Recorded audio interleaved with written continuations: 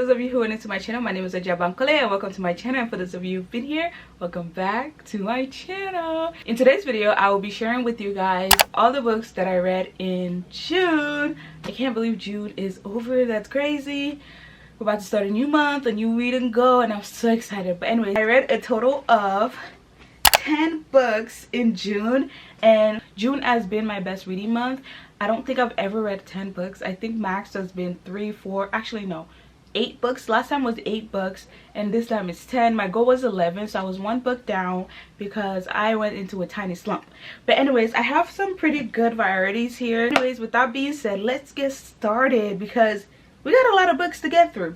First, starting off strong with one of my favorite authors. I love her and I love this series. This series has my heart, and it is the second book in the Dreamland Billionaire series, Terms and Conditions by Lauren Asher. I love this book. It was very fast-paced, easy to follow. I loved Dilkin and Iris's character development. Iris was my favorite character in this book, and I felt like she carried this book. Dilkin, I later got to like him. In the beginning I didn't, because I felt like Iris deserved better. I didn't like the way he was treating her. I love the way Lauren Asher writes. She writes very fun, like a fun way. I don't know how to explain it, but it's like her bantering between the characters, and then like the character comebacks are always on point, and I love that about her book. But anyways, with that being said, my rating for this book was a 4.95. I bumped off 5 points because of Dilkin, because I got irritated by him a lot, but it could have been a 5 out of 5 if Dilkin wasn't a grown man toddler. But overall, he grew past that. Loved his character development, and I love this book despite Dilkin. Anyway, second book is Book Lovers by Emily Henry. This was one of my faves of June. This was a 5 out of 5 for me. I loved the writing, the bantering between Charlie and Nora. The flirting was really fun to read. I love Nora and Libby's relationship. It hit close to home because I'm an older sister and I have a younger sister, so I definitely related to Nora a lot. This was a fun read. I am so glad I read this book. I fell in love with Emily Henry's writing. Okay, and then Final Offer by Lauren Asher. This is the last book in the Dreamland Billionaire series, and this is Cal's story, The Last Brother. 4.95 out of 5 for me too, because of Alana. I felt like Alana didn't give Cal the chance that he deserved. I felt like Cal did deserve more. It felt like Alana was always looking for mistakes to call him out on, and that was unfair. It was a great book. I felt like Cal was literally the golden retriever of the brothers. I was so happy when he got over his addiction and finally found peace, and I was very sad when the series ended, but the series has my heart. Third is Good Girl, Bad Blood by Holly Jackson. This was the second book in the A Good Girl's Guide to Murder series. This was a 4 out of 5 for me. I just felt like I didn't feel connected to Pip as much as I did in the first book. There was a lot of things I was confused about, and it just wasn't as addictive as the first book. But overall, it was a really great book, and it's a really good series so far. The first book was a 5 out of 5 for me, but sadly the second book wasn't, and that's fine. That's totally normal. But I do recommend this book if you're into mystery and all that jazz type of genre. Another 5 out of 5 for me was Daisy Jones and the Six by Taylor Jenkins Reid. I was actually very scared going into this book because this is not a style of book I'm used to. I'm used to her different type of writing. So reading this writing from her was very refreshing, and it made me realize how versatile Taylor Jenkins Reid is, and I was very happy with this book. I loved it. I loved following Daisy Jones in the Six story. I loved the character development. I love the plot twist at the end. I also love that, and I love how Billy and Daisy figured it out at the end. Things We Never Got Over by Lucy Score. This was the perfect small town grumpy meet sunshine trope. I felt like Lucy Score really captured the grumpy sunshine, you know, in a small town trope. She did it perfectly, where Knox was grumpy, yes, but he had an extreme soft spot for Naomi.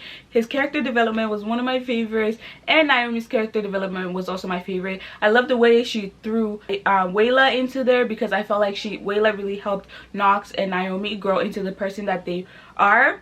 And Let me not get started with the bantering, the jokes, everything. She's such a beautiful writer. It's really easy to get into her books and get lost in her books. I do not want to put this book down, and I kept thinking about this book. And also, can we get into this cover? There's daisies on there because Knox Morgan calls Naomi Daisy, because when they first met she had daisies in her hair because she had just ran away from her wedding, and I just love their relationship. It's Spin the Dawn by Elizabeth Lim. This was a 4.95 out of 5 for me. First, this book was $5 at Target, so that's one of the reasons why I bought it. And also I was very surprised because it was so good, guys. The romantic type of book. It was giving me very much Mulan in the beginning, and I love that. Like towards the middle to the end we get into the romance part, and I love that. I loved Mia and Eden together.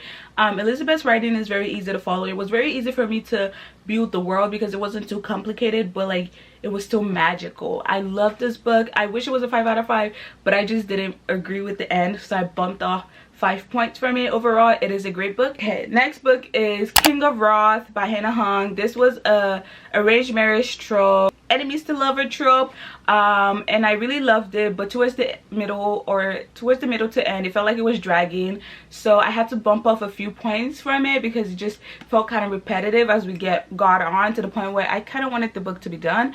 But anyways, my rating for it was a 4 out of 5 stars. It is a really good book. It is amazing. Hannah Hung is a beautiful writer, fast-paced writer. I just felt like towards the end it just felt like we were dragging on the conflict too much, and we threw in some low-key miscommunications, and I don't like miscommunication in books, so that threw me off a little bit. But King of Wrath by Hannah Hung, I definitely do recommend it. It's A Million Kisses in Your Lifetime by Monica Monfrey.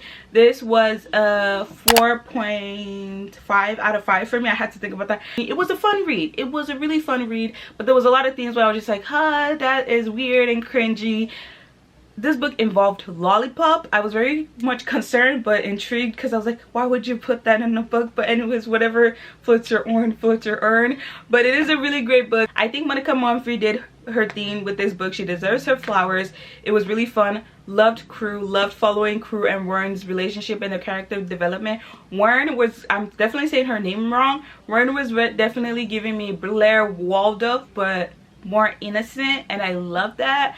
But yes, I do recommend this book if you're looking for a good bad boy, good girl trope and like a fun read. This book is for you, baby. Last but not least was my ultimate favorite book that I read in June, and it was Fourth Wing by Rebecca Yarros. I'm pretty sure this is gonna be in a lot of booktubers and book talkers June wrap up, but this was one of my favorites, guys. The dragons in this book was my favorite. The dragons had personalities, and I think that's why I loved it.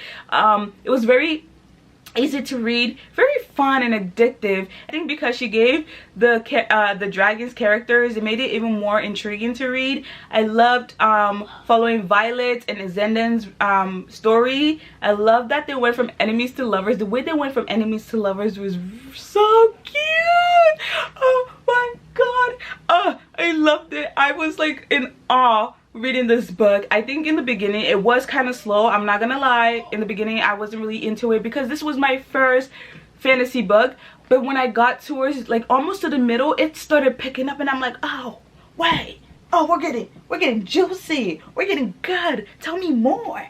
And I'm glad I continued because now I'm in my fantasy era, and baby, I'm here to stay, okay? But I definitely highly recommend this if you can get your hands on it, because I know it went crazy viral, and I was lucky to get the copy with the spray edges. I was so happy when I got my hands on it, but I definitely recommend this book. That is the 10 books that I read in the month of June. I was extremely happy that I was able to read 10 books. I can't wait to see how much I read in July. Had fun filming this video. I hope you guys liked this video. If you're new here and this is my first video of yours and you like my vibes, you like my book recommendations, go ahead and hit that subscribe button.